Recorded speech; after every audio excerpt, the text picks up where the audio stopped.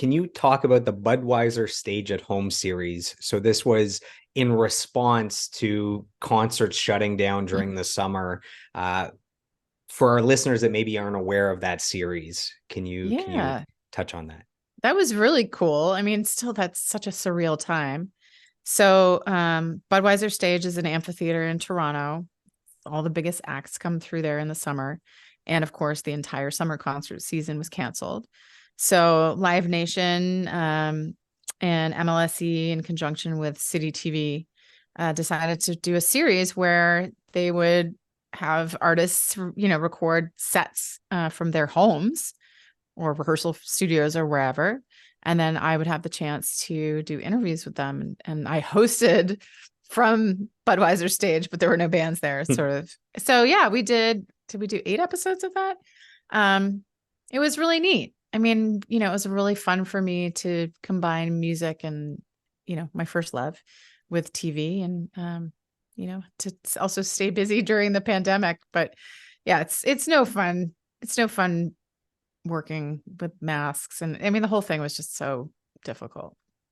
So I'm going to blast through the list of performers that were on the show. So the Black Crows, the Trues, Blue Rodeo, Alan Doyle, Bare Naked Ladies, Walk Off the Earth, John Legend, Dallas Smith, Dean Brody, City and Color, Leon Bridges, Alanis Morissette, The Beaches, and the Arkells. I mean, what a list. You got to interview these bands. Yeah, there was only one in-person interview, I think, which was City and Color, which was really, I was like so starved for human interaction. So that one's my favorite just because I actually got to sit across from Dallas. But it was super cool. Actually, Alanis might be my favorite. We had a really great talk. Ottawa's own. Yeah. Yeah, she's so cool. I saw her not this summer, but last summer. She was one of the headliners at Blues Fest here in Ottawa, which was awesome. I saw her here at a place called Shoreline Amphitheater, and she was phenomenal, like ridiculously good.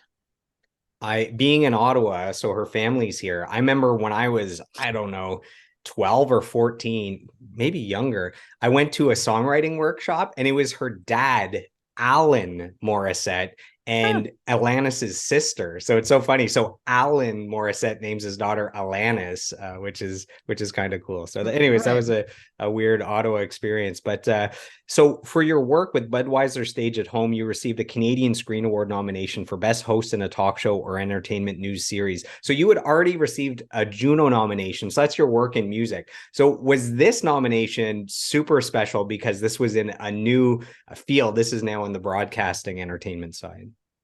Yeah, I mean, all these things are a feather in your cap. This one was super unexpected. We had a couple of nominations for hometown hockey, none of which we won, which makes me sad. But yeah, it's a nice little like, hey, I do that too. I feel like especially during the pandemic where there's so much like negativity and bad stuff going around that to have an award nomination is just like extra sweet, something positive coming Yeah, out of it. yeah, it was a big surprise.